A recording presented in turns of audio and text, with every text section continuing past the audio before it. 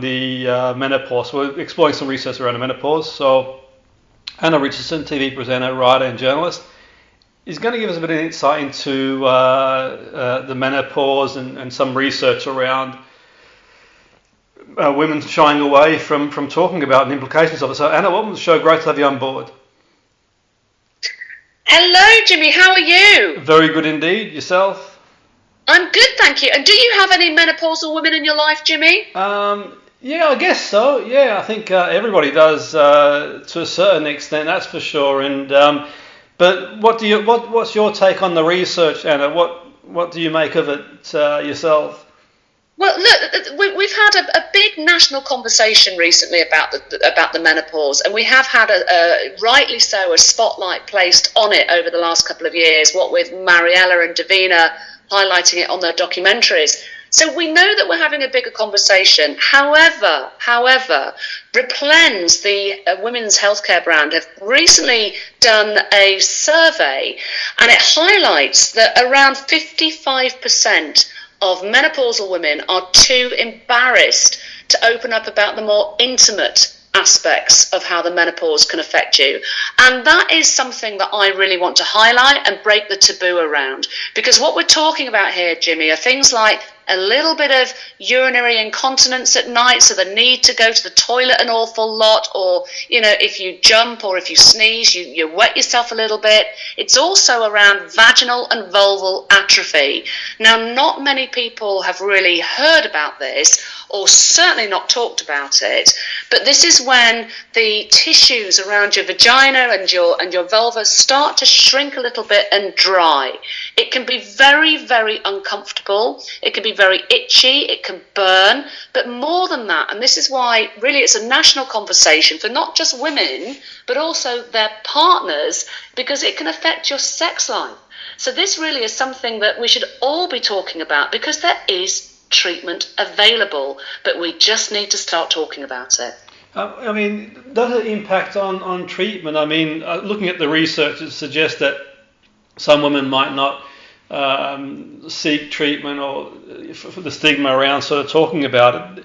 Are there implications, Anna, where maybe someone might not sort of go see a GP or something along them lines? Absolutely. We know that there is a huge percentage of women who aren't talking about it, aren't seeking the treatment because they're too embarrassed to go to their GP or medical practitioner. So there is a stigma around this that we need to break. It is an unspoken issue. We need to make it a spoken issue, which is why you and I are talking about it today. I think one of the things that people can do, so women and their partners and families, is use the media. Get educated around the menopause. Look at the more difficult aspects of it, like vaginal atrophy, like incontinence. Watch the TV shows that are out there. Watch Davina's documentary on it. Listen to podcasts. Read the books and the articles out there. There are so many resources now where really we haven't got an excuse not to be educated around the menopause. And then open up the conversation, even if it's just showing some curiosity, woman to woman. So, for example, I might say to a friend of mine, God, do you know what? I was up 3 times last night needing to go to the loo. Now, it's really disturbing my sleep, it's disturbing my other half. You know, do you find that? Just show curiosity in the other person. Be willing to share about what you're going through. That then enables a bit of intimacy, it enables connection, and it enables the other person to open up to you as well. And by doing that, do you think that it will break the stigma down? I mean, education and obviously talking about it, do you think that sort of will break the barriers around the stigma? Of course, because I think the more that we can talk about it, open and a non-embarrassed way, then it removes the shame. Shame just sort of lurks in the shadows, doesn't it? Shame is something that people are isolated with, that they're suffering with alone. So the more that you can discuss these issues, it just completely smashes away that shame and that stigma. So that's why we're having this national conversation, just saying, look, if you're struggling with a bit of incontinence, if your vagina feels dry or it's burning a little bit, or you're struggling with sex because of it, okay, that's quite normal. Let's talk about it. And guess what? There's treatments available as well. It's really quite simple. Yeah, no, it's really interesting you say, and I think from that perspective, I mean, you sort of mentioned there, in the relationship and obviously sort of like, family. But what about the wider circle and like, someone sort of going to work and sort of, interacting with sort of different people? What are some of the implications? What are some of the of menopause, just from an educational perspective for people who don't know, who might not know? How does it affect women? Obviously, it affects everyone in different ways, but as a general rule, what's your sort of, can you sort of share some ways it can affect women? Yeah, I mean, there are over 40 plus symptoms when it comes to the menopause. We tend to talk about, hot sweats, for example, but really that's just, one of the relatively minor symptoms. So it can go from anything from, getting the hot sweats all the way up to severe depression.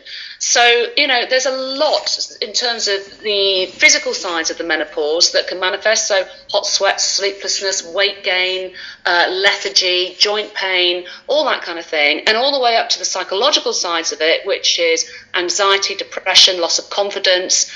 So really, it's a natural transition, but it can be a challenging transition for women. That needs to be understood within the workplace as well. Thankfully, there's more of a menopause mandate out there. A lot of companies are accepting that they need to make allowances for women now in the workplace.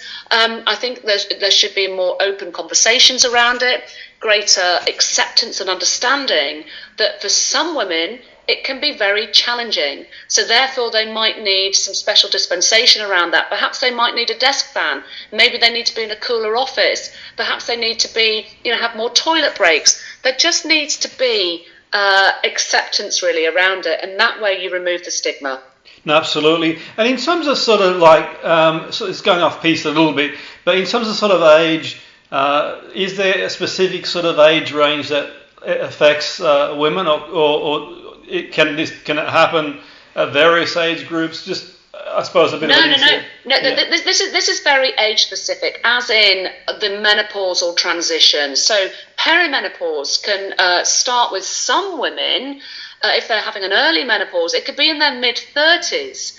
So, that's rarer, but we're talking that, perimenopause can start from any time from your mid-30s up to your mid-40s onwards. And then you are menopausal when you haven't had a natural period for at least a year. So you're talking, it can be a good 10-year transition, this, which is why it's such an important thing to focus on. 50% of the population are women, and all of those women are going to go through the menopause. So this is a huge women's wellness topic that needs to be addressed. But it's in terms of the age range, as I say, it can be anything from 35 all the way up to around 55 or late 50s. And in terms of that, and are there sort of like, signs and symptoms that sort of, I mean, obviously, it's going to affect different people in different ways, but are there kind of sort of signs that a woman is going into that sort of menopausal or premenopausal? Yeah, I mean, generally speaking, women start to notice that their periods become a little bit more erratic. They might be heavier or they might be less frequent. In terms of the physical side of things, they might notice a bit of weight gain. They may feel more tired. They may have trouble sleeping.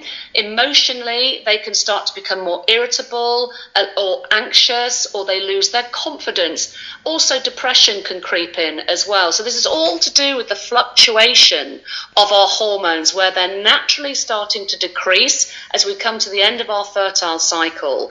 So it's to do with that fluctuation that can cause all of these symptoms. But in terms of today, we're talking about some of the more taboo side of those symptoms, which is vaginal dryness, atrophy, which means the shrinkage, the drying of that region, which then can affect your sex life. It can be more painful to have sex. It can be painful to have smears, for example.